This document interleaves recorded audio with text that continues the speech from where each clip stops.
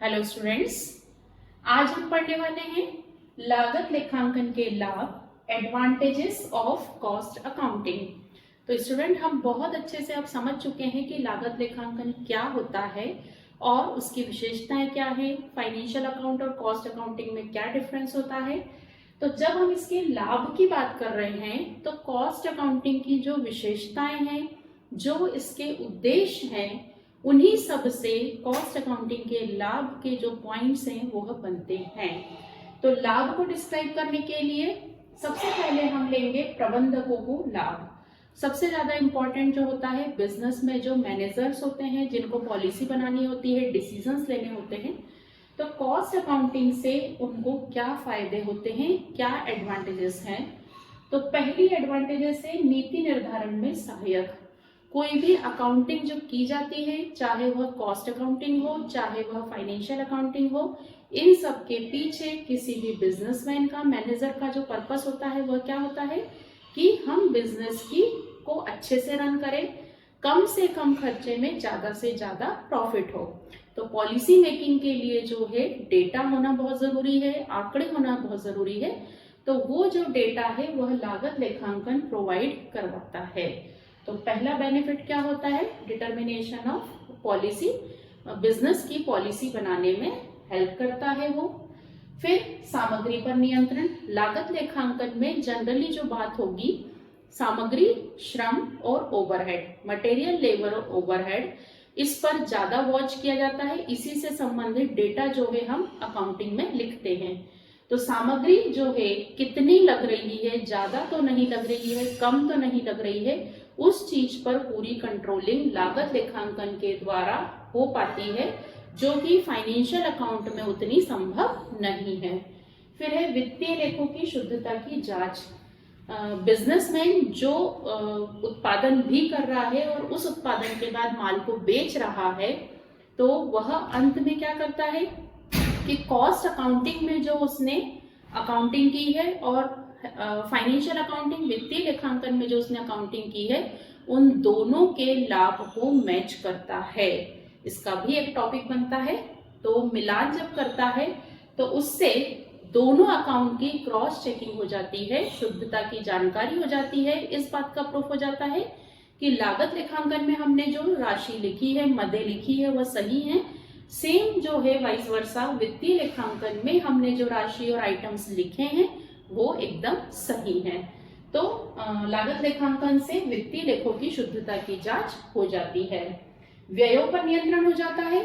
Business में बहुत सारे प्रकार के व्यय किए जाते हैं। जब उत्पादन कार्य होता है, माल कारखाने में बनता है तो कारखाना ऊपर ही व्यय होते हैं। कारखाने में बनने के बाद वह ऑफिस में आता है, तो ऑफिस में फैक्ट्री ओवरहेड, ऑफिस ओवरहेड होते हैं, कार्यालय ऊपर ही व्यय। फिर माल ऑफिस में आकर रखाता है, पैक होता है, देन फिर जो है माल बिकने के लिए, बेचने के लिए लिया जाता है, तो विक्रय व वितरण व्यय होते हैं, सेलिंग एंड डिस्ट्रीब्यूशन एक्सपेंसेस होते हैं। तो इन व्ययों पर नियंत्रण जो है वह लागत लेखांकन के द्वारा संभव हो पाता है। फिर विक्रय मूल्य निर्धारण में सहायक, this is the most important point, जो कि हमने विशेषता में भी देखा, मीनिंग में भी हम इसको लिखते हैं। तो विक्रय मूल्य हमें किसी भी प्रोडक्ट का यदि डिसाइड करना है तो लागत लेखांकन के डेटा होना बहुत जरूरी है। फिर एक कारणों का ज्ञान, reasons behind the defaulting condition.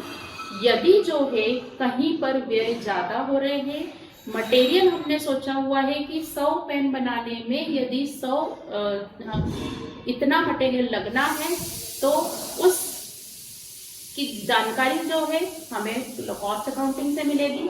अब वह मटेरियल कम लग रहा है, ज्यादा लग रहा है, उस बात का कारण, उसके पीछे कौन जिम्मेदार है, माल को सही समय पर नहीं खरीदा गया है, या जो माल हमने बुलवाया उसकी प्रॉपर मेंटेनेंस नहीं की गई है, खराब ज्यादा हो गया है।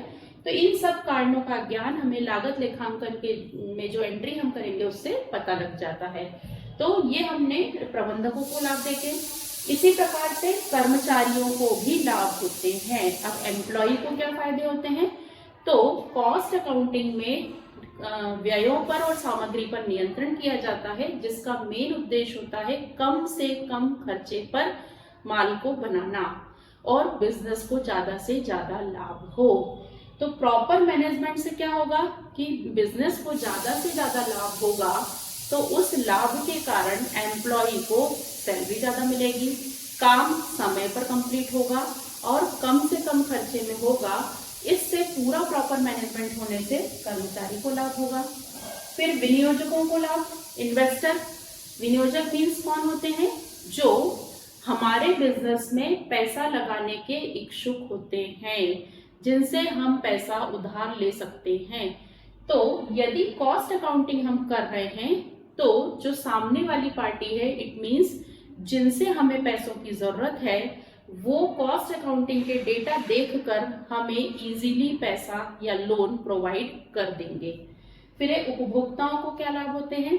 कस्टमर के लिए सेटिस्फेक्शन पॉइंट वह होता है कि जब कम से कम खर्चे में हम अच्छे से अच्छा माल बनाएंगे, क्वालिटी बहुत अच्छी रहेगी, उसकी प्राइस कम रहेगी, तो कस्टमर को जो है, उपभोक्ता को वह प्रोडक्ट जो है वह कम कीमत पर मिलेगा। तो नेचुरली एज ए कस्टमर जो है बहुत फायदा होगा। तो प्रॉपर कॉस्ट अकाउंटिंग होने से जो प्राइस है वह कम रहेगी प्रोडक्ट की। सरकार को क्या लाभ होते हैं? तो सरकार के द्वारा उद्योगों के लिए, बिजनेस के लिए बहुत सी नीतियां बनाई जाती हैं, घोषणाएं की जाती हैं। तो कॉस्ट अकाउंटिंग के जो डेटा रहते हैं, वह डेटा के द्वारा ही सरकार उद्योगों के लिए नीतियों को फ्रेम करती है, बनाती है। इसके अलावा सरकार के द्वारा जो टैक्स लगाए जाते हैं और सब्सिडी, सहायता जो प्रदान की जाती है, इन सब के पीछे जो है वह कॉस्ट अकाउंटिंग के जो डेटा रहते हैं वह एकत्रित करके उसके हिसाब से जो है सरकार के द्वारा नीतियां बनाई जाती है। तो इस प्रकार सरकार को नीति बनाने में लागत लेखांकन मदद करते हैं। तो ये है लागत लेखांकन के लाभ। ठीक है, अब हम पढ़ेंगे लागत लेखांकन के दोष, कमियां, हानियां, demerits, disadvantage of cost accounting. Cost accounting में कुछ अच्छी चीजें हैं तो कुछ उसकी वीकनेस भी हैं, कुछ डीमेरिट्स भी हैं। वो कौन कौन सी है? सबसे बड़ी डीमेरिट्स जो इसमें कही जाती है कि समरूप विधि की कमी। कॉस्ट अकाउंटिंग में मेथड जो है वह डिसाइडेड नहीं होती हैं। अभी हम आगे के लेक्चर्स में अलग अलग टाइप की मेथड्स जो है वह डिटेल में पढ़ेंगे। जैसे प्रोसेस अकाउंटिंग है, कल हमने डिस्कस की थी उसमें कि प्रोसेस अकाउंटिंग है, स्टैंडर्ड कॉस्टिंग है और इसके अलावा यूनिट कॉस्टिंग है। अलग अलग टाइप की मेथड्स होती हैं। तो एक ही टाइप के बिजनेस में बिजनेसमैन के द्वारा अलग अलग मेथड यूज की जाती है। तो डेटा की कंपैरिजन में, तुलनात्मक अध्ययन करने में प्रॉब्लम आती है। तो एक समरूप विधि की कमी है कि हर बिजनेसमैन के द्वारा, जैसे वित्तीय लेखांकन में एक फिक्स हो गया है कि व्यापार खाता, लाभानी खाता और चिट्ठा बनाया जाएगा, लेकिन लागत लेखांकन में इस तरह की कोई एक समरूप विधि की जो है वह कमी है। फिर अनावश्यक, पहले जब लागत लेखांकन नहीं था, लेखांकन की यह शाखा नहीं थी, तब भी अकाउंटिंग होती थी। तो जो छोटे और मध्यम प्रकार के जो संस्थान हैं, बिजनेस हैं, उनके लिए यह अनावश्यक है, क्योंकि यह जो पद्धति है इसको उपयोग यदि किया जाता है तो संस्था पर एक्स्ट्रा बर्डन होता है। तो इसके बिना भी यदि काम चल रहा है तो जो तर्क देने वाले हैं उनका कहना है कि यह अननेसेसरी है, अनावश्यक है। फिर खर्चीली है। खर्चीली इन द सेंस, जब कॉस्ट अकाउंटिंग हम मेंटेन करते हैं तो हमें अलग से एक डिपार्टमेंट मेंटेन करना पड़ेगा। एक कॉस्ट अकाउंटिंग के लिए जो है हमें अकाउंटेंट अपॉइंट करना रहेगा, अलग से बुक्स मेंटेन करनी होगी और उसकी ऑडिटिंग जो है, मतलब अंकेक्षण सीए से हमें वो अकाउंट चेक करवाने होंगे।